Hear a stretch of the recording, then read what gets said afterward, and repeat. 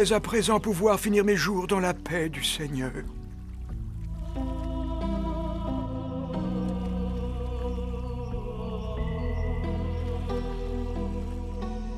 Après son baptême, Jésus vint s'établir à Capharnaüm, au bord du lac, sur les confins de Zabulon et de Nephtali,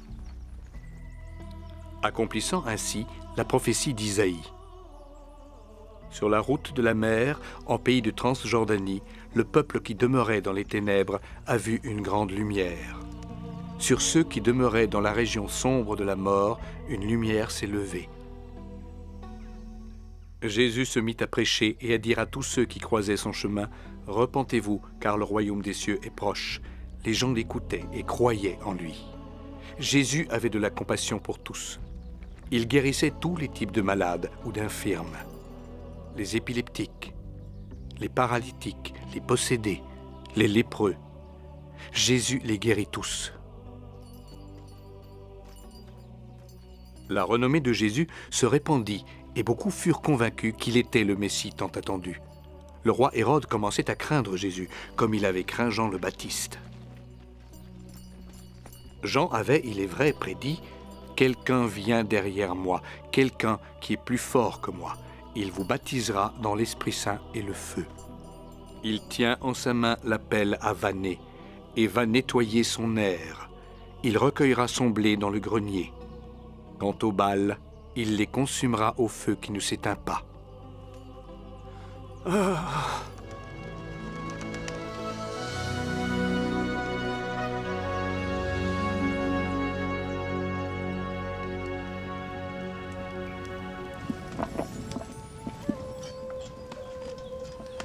Que prendra Hérode au petit déjeuner?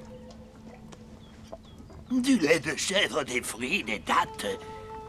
Voilà qui est bien insipide comme mets pour un roi. J'étais aussi le cuisinier de son père, Hérode le Grand. Lui, au moins, il avait du caractère. C'était il y a 30 ans, ce n'est pas de mon époque. C'est de la mienne. Quel homme! Dès qu'il se levait le matin... Et là! Au petit déjeuner, il mangeait du riz de chèvre grillé, assaisonné au persil, et il accompagnait le tout de vin rouge. Mais qu'est-ce que tu fabriques?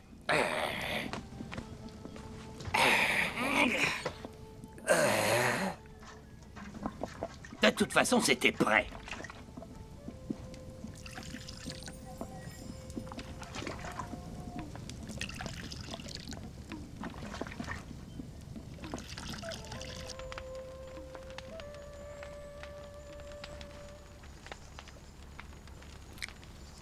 Du miel sauvage et des sauterelles. Voilà un repas qui est digne d'un roi.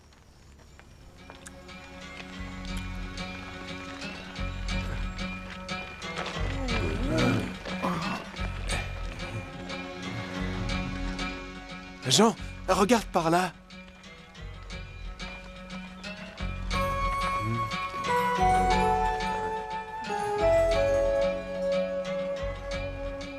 Ils viennent de tout le pays. Ils ne font que répondre à l'appel de Dieu.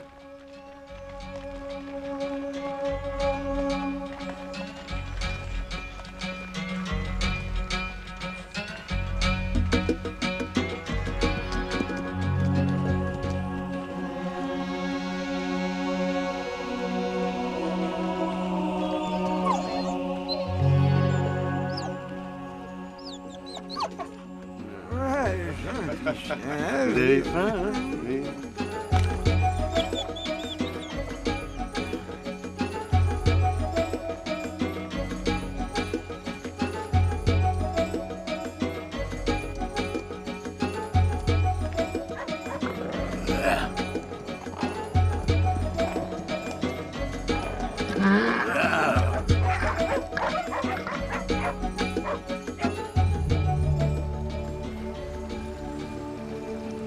Votre voyage aux sources du Jourdain ne sera pas vain. Repentez-vous de vos péchés, Israélites, car le royaume des cieux est tout proche. Je vous répéterai ce même message chaque jour que Dieu fait et ce temps qu'il me prêtera vie. Dis-moi, prophète, si le roi Hérode venait à toi, le baptiserais-tu aussi? Serais-tu capable de le purifier de tous ses péchés? Tu nous dis de nous repentir, mais lui, sa femme et ses serviteurs, Leur comportement nous insulte. Hérode ne viendra pas se faire baptiser, ni demander le pardon. Il est aveuglé par ses crimes, comme tous ceux qui vivent à ses côtés. Ils se vautrent dans la luxure, habillés de pourpre. Ils avalent en un jour de quoi nourrir quiconque pendant une semaine. Ils suivent tous l'exemple du roi qui épousa cette créature dépravée qui fut la femme de son propre frère. Hérode est puissant, Hérode est riche, et Hérode ne craint pas Dieu. Mais celui qui vient derrière moi est plus fort qu'Hérode. Il est plus puissant que quiconque. Il recueillera son blé dans le grenier. Quant aux balles, il les consumera au feu qui ne s'éteint pas. Hérode aussi se consumera, ainsi que ses nombreux péchés, ceux de sa famille et de ses serviteurs. Allons-nous-en. J'en ai assez entendu.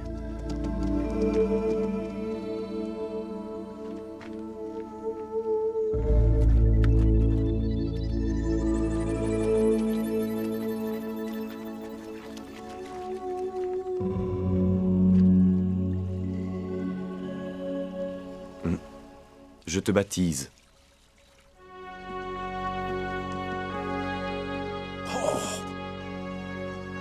Je viens voir Hérode. Laissez-le entrer.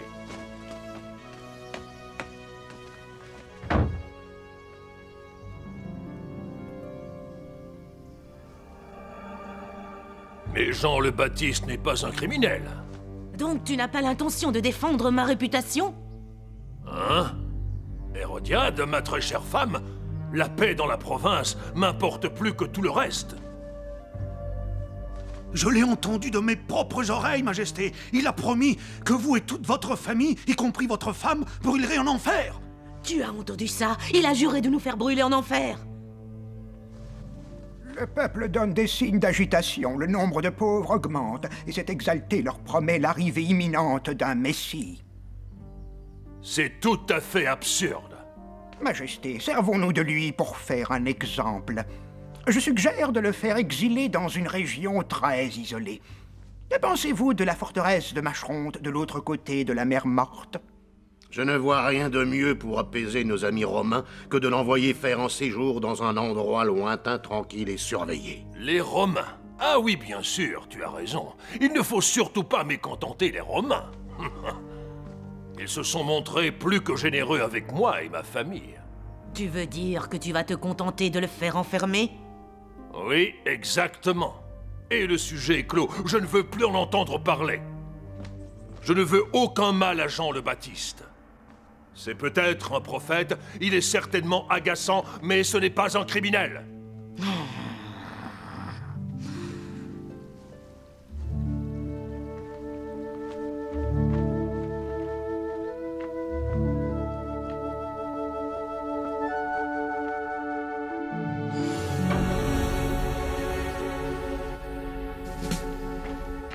Faites place, espèce de bon à rien! Faites place! Jean, as-tu fini de parler des péchés d'Hérode? Arrêtez-le! Mais pourquoi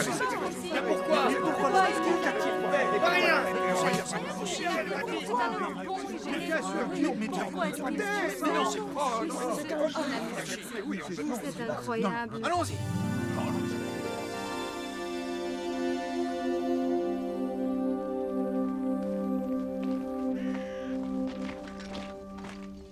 Nous voici enfin arrivés. Je vous amène Jean le Baptiste. Hérode souhaite qu'il soit bien traité. Qui sont ces individus qui traînent derrière vous? Ce sont les disciples du Baptiste. Ils refusent de l'abandonner. Bon, conduisez-le dans sa cellule.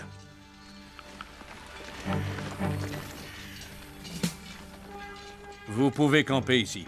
Nous vous donnerons de l'eau, mais ne comptez pas sur nous pour vous nourrir. Venez, mes frères, il nous faut garder le moral. Jean, nous sommes à tes côtés.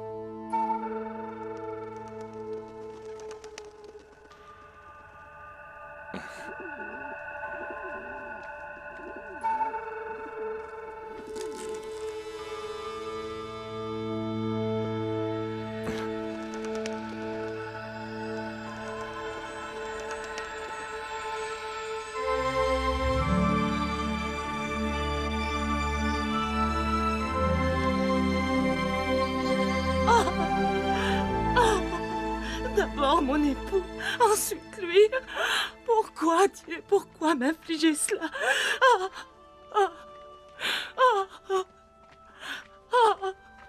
Son fils était la seule famille qui lui restait. Ne pleure pas. Écoute-moi, mon enfant. Lève-toi. Maman, que s'est-il passé? Un grand prophète est parmi nous! Dieu est venu pour sauver son peuple.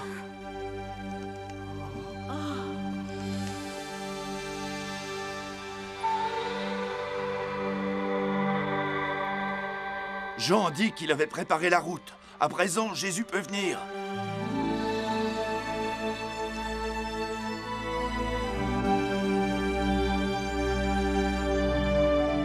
Il a touché le front de l'enfant et celui-ci est revenu à la vie.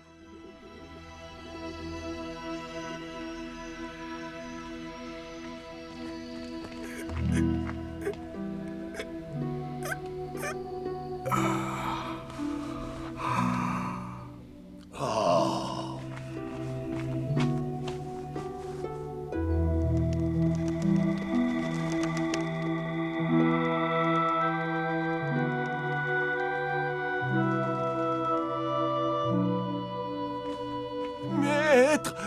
Maître!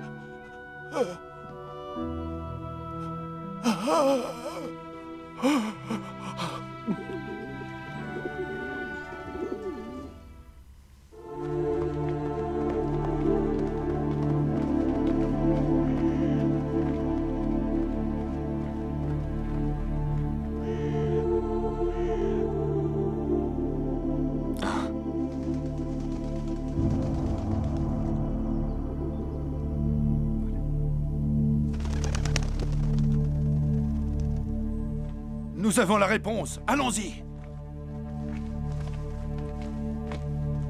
Alors, lui avez-vous demandé s'il est celui qui doit venir, le Messie?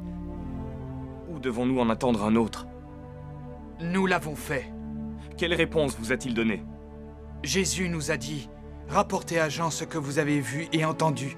Les aveugles voient, les boiteux marchent, les lépreux sont purifiés et la bonne nouvelle est annoncée aux pauvres. Il a répondu en utilisant les paroles du prophète Isaïe. Il a répondu, c'est bien lui le Messie. Et moi, je ne suis pas digne de lui délacer ses sandales.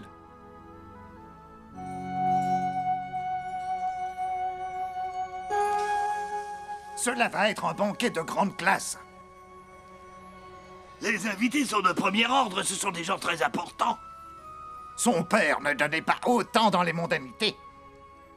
Les temps changent, vieil homme. Et ton roi n'avait pas une épouse comme celle de cet Hérode-ci. Ni une fille avec le même tempérament.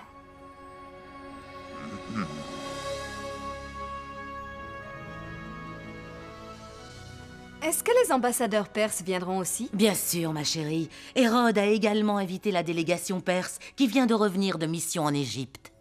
Ils nous ont ramené des cadeaux et il paraît qu'il y a un très bel homme parmi eux. Oui, c'est vrai. Il s'agit d'un prince. C'est un membre de la famille du roi de Perse. Ah, mère! Imagine qu'il tombe amoureux de moi. Ça ne m'étonnerait pas que cela soit le cas. Je t'ai conçue aussi éblouissante que le soleil, ma chère fille. Il suffit d'attendre la réception d'Hérode, et ils verront tous à quel point tu es belle. Et je deviendrai la reine de Perse. Il faut d'abord que tu fasses une requête à Hérode, comme tu me l'as promis. C'est si important pour toi? Ne t'inquiète pas, je lui demanderai.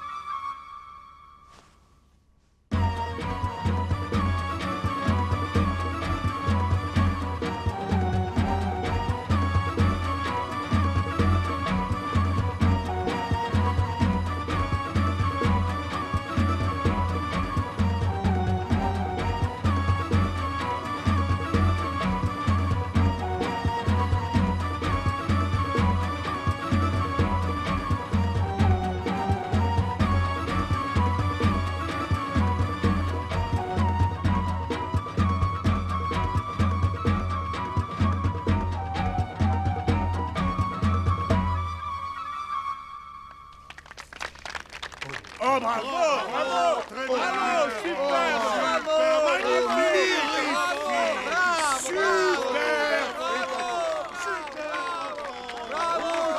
Ta prestation était digne d'un roi. Mes chers amis, la grâce et le talent de cette jeune fille illuminent mon palais tel un rayon de soleil en ce jour de fête. Et parce qu'Hérode est grand, sa générosité sera à la hauteur de la danse de cette magnifique jeune fille, qui est la fille de son épouse bien-aimée. Divine Salomé, quelle que soit ta requête, je te l'accorderai, même si c'est la moitié de mon royaume.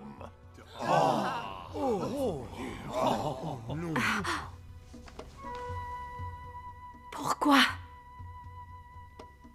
Les hommes puissants aiment les femmes cruelles. Alors, Salomé, que souhaites-tu me demander? De l'or de Scythie? De la soie d'Orient? Des bijoux d'Éthiopie?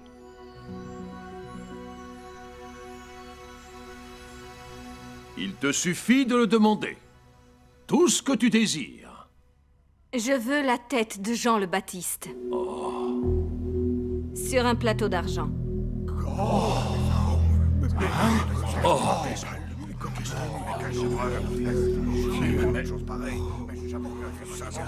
Mais Jean est un homme bon. C'est juste un prophète. Vous ne pouvez pas revenir sur votre parole, Majesté, qui plus est en présence des dignitaires romains.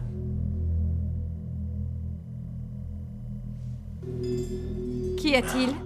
Pourquoi te soucies-tu de lui? Tu devrais te souvenir qu'il a prédit que la main de Dieu te consumerait comme une brindille sèche. Très bien. Si tel est le présent que tu désires...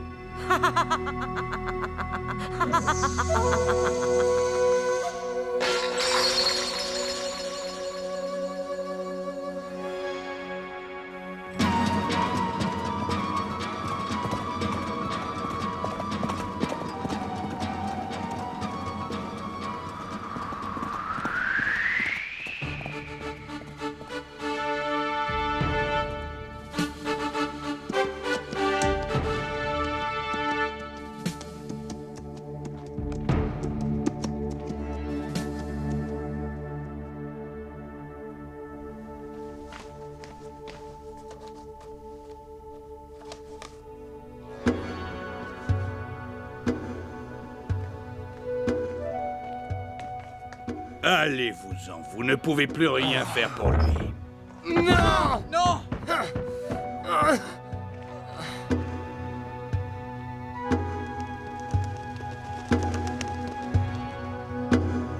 Sa voix continuera de s'élever. Une voix au milieu du désert. Préparez la route du Seigneur.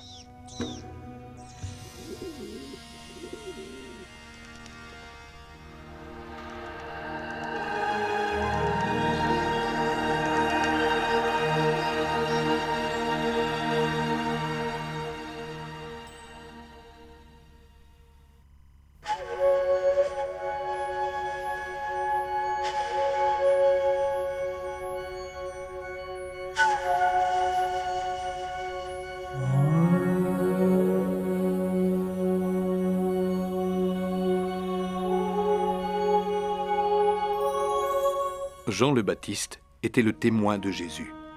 Que signifie le mot témoin? Un témoin est une personne qui, en présence des juges et des autres individus concernés, certifie publiquement ce qu'il sait d'un événement ou d'une personne. Le témoin met ainsi en jeu sa parole et, si nécessaire, sa vie pour garantir publiquement la véracité de ses affirmations. Jean avait débuté ses voyages sur les routes de Palestine vers l'an 30. Durant le règne de l'empereur Tibérius, pour annoncer l'arrivée imminente du Messie, l'homme tant attendu par le peuple d'Israël, le Sauveur, le Libérateur. Les sermons de Jean étaient cause d'une agitation croissante au sein de la population qui le vénérait en tant que nouveau prophète. Toute cette agitation commençait à inquiéter le roi Hérode Antipas. Que pouvait bien craindre un homme aussi puissant qu'Hérode Antipas, ami des Romains qui contrôlaient la Palestine de l'époque, de la part d'un pauvre homme comme Jean, sans aucun pouvoir terrestre? Hérode redoutait ces paroles. Jean ne se contentait pas d'annoncer la venue prochaine du Messie en incitant les Israélites à se purifier de leurs péchés par l'entremise du baptême. Il leur affirmait qu'Hérode ne respectait pas la loi de Moïse, qu'il péchait aux yeux de tous, qu'il refusait les commandements de Dieu et qu'il était un mauvais exemple pour ses sujets. Hérode craignait également que les Romains ne le destituent de ses fonctions en se basant sur sa mauvaise réputation auprès des Israélites, et qu'il ne confie le royaume à un homme plus apprécié du peuple et des prêtres du temple. Quand Jean commença à répandre la parole de Dieu, Hérode le Grand était déjà mort depuis des années, et les Romains avaient donné son royaume de Palestine à ses 3 fils. Ceux-ci se le partagèrent en 3 entités, notamment pour mieux assurer leur emprise politique et économique sur chaque région. Parmi les 3 frères, seul Hérode Antipas régna longtemps. Archélaos fut rapidement destitué par les Romains en raison de sa cruauté, après quelques années de règne. Il fut remplacé par un procurateur romain. En ce qui concerne Hérode Philippe, il est à peine évoqué dans les évangiles. Il est juste mentionné que sa femme Hérodiade l'avait quitté avec leur fille Salomé pour aller vivre avec son frère Hérode Antipas, qui avait lui-même abandonné sa femme du nom d'Aréta. Jean reprochait principalement à Hérode Antipas son mariage scandaleux. Hérode estimait probablement qu'il méritait les réprimandes de Jean, et il l'aurait peut-être épargné. Mais Hérodiade n'entendait pas se rallier à la générosité de son époux. Elle parvint finalement à convaincre Hérode de faire décapiter Jean.